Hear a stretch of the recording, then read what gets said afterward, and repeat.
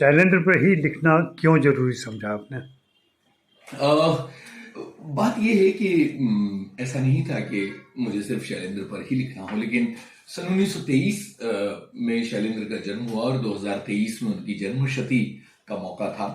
तो मुझे लगा कि 100 बरस शैलेंद्र के हो रहे हैं, तो इसे सेलिब्रेट किया जाए और फिल्म संगीत की दुनिया में जो शैलेंद्र का योगदान है उस पर थोड़ी रोशनी डाली जाए।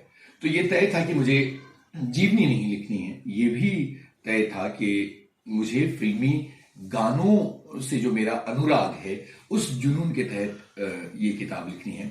और फिर ये हुआ कि मेरा हमेशा से एक मानना है कि फिल्मी गानों की जो यात्रा है वो दोहरी होती है। एक यात्रा होती है फिल्म के अंदर की यात्रा, जहां वो अपने किरदारों की और अपनी कहानी की बात करते हैं, और एक दूसरी यात्रा होती है जो गानों के ऑडियो की यात्रा है, जहां गाने हम सबके जीवन में समा जाते हैं और वो हमारे अपने गाने बन जाते हैं। तो आप ये सोचिए कि कोई एक गाना कितने सारे लोगों का हमारा अपना गाना हो सकता है। तो मैं ये सोच रहा था कि गानों को कैसे फिल्म की स्क्रिप्ट में डेवलप किया गया है, शैलेंद्र को क्या ब्रीफ दिया गया होगा और उन्होंने किस तरह से इन गानों को उपजाया होगा कहानी के धरातल पर, इसका अंदाजा लगाने की कोशिश की है।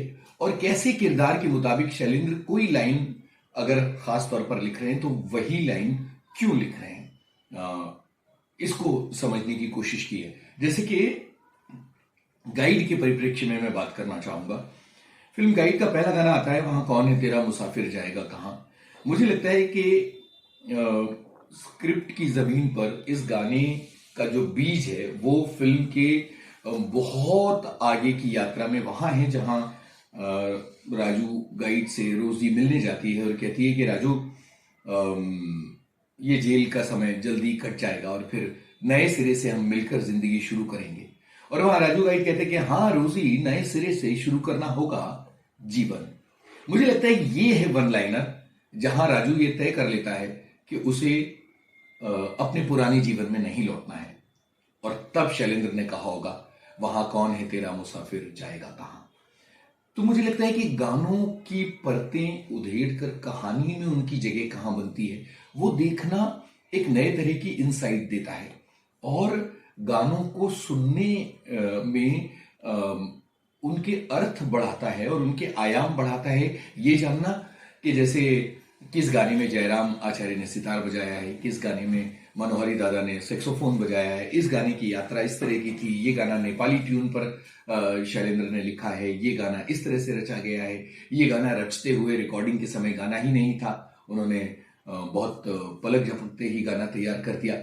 इन सारी जानकारियों को एक जगह जमा करके फिल्म के परिप्रेक्ष्य में मैंने इन पर बात की है, और ये कोशिश की है कि इन गानों को सुनने का जो लुत्फ है वो कई गुना बढ़ जाए इसे पढ़कर। अच्छा, इसमें प्रशंसक यूनुस हैं, समीक्षक हैं, अन्वेषक हैं, निरीक्षक हैं, कौन हैं? मुझे लगता है कि मैं फिल्मी गीतों का अन्वेषक खुद को कहलाना ज्यादा बेहतर समझूंगा।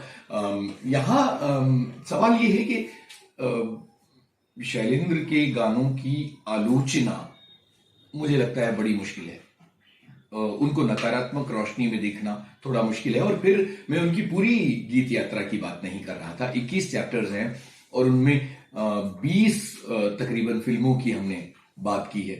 आप वाकिफ हैं कि एक चैप्टर भोजपुरी सिनेमा पर है, एक हास्य फिल्मों के गानों पर है, और एक नेहरू और शैलेंद्र के जो रिश्ते थे, खट्टे मीठे रिश्ते थे, उनको उजागर करने की कोशिश है। तो मैं ये समझता हूं कि ये एक तरह से एक अन्वेषक के रूप में मेरी यात्रा है।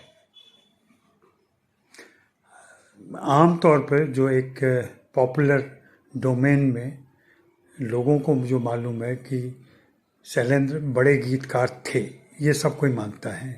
क्यों बड़े गीतकार थे, क्या इस किताब से हम समझ पाएंगे? बिल्कुल समझ पाएंगे। मैं आपको बताता हूं कि किस तरह से शैलेंद्र को राज कपूर ख्वाजा अहमद अब्बास के पास लेकर गए और आवारा का पूरा नरेशन 2.5 घंटे में अब्बास साहब ने सुनाया, और राज कपूर ने कहा कविराज कहो क्या समझ में आया, तो शैलेंद्र ने 1.5 लाइनें कही। आवारा था या गर्दिश में था, आसमान का तारा था। आप ये सोचिए कि फिल्म की पूरी स्क्रिप्ट को इन पंक्तियों में जिस गीतकार ने पिरो दिया हो, वो कितना बड़ा गीतकार हो सकता है। शैलेंद्र इस मायने में भी बड़े गीतकार हैं कि एक बेरोजगार लड़का जिंदगी की राहों पर, एक अनिश्चित राह पर चल रहा है, उसके लिए शैलेंद्र ने कहते हैं कि निकल पड़े हैं खुली सड़क पर अपना सीना ताने, जाना कहां कहां मंजिल ऊपर वाला जाने। वही शैलेंद्र कहते हैं हम सिंहासन पर जा बैठे हैं जब जब करें इरादे। तो आप ये पाएंगे कि जहां कहीं किरदार की बात शैलेंद्र करते हैं, वहीं शैलेंद्र दर्शन भी देते हुए चलते हैं। तुम्हारे महल चौबारे यहीं रह जाएंगे सारे, अकड़ किस बात की प्यारे, है ना। या एक जगह वो कहते हैं कि कविराज कहे ना ये राज रहे, ना ये ताज रहे, ना राजघराना, प्रीत और प्रीत का गीत रहे, ना कोई लूट सका कभी ये खजाना। आप ये सोचिए, ये दीवाना फिल्म का गाना है, वो श्री 420 फिल्म का गाना है। अलग अलग गानों में शैलेंद्र कैसे दर्शन को पिरोते हुए चलते हैं, स्क्रिप्ट और किरदार की बात को पिरोते हुए चलते हैं, हम सब की बात को समाते हुए चलते हैं। इस मायने में शैलेंद्र बहुत बड़े गीतकार हैं जो ये कहते हैं भेद ये गहरा बात सरासी। तो बहुत बहुत बधाई आपको, शुभकामनाएं, और ये किताब अपने पाठकों तक जरूर पहुंचे। बहुत बहुत शुक्रिया आपका।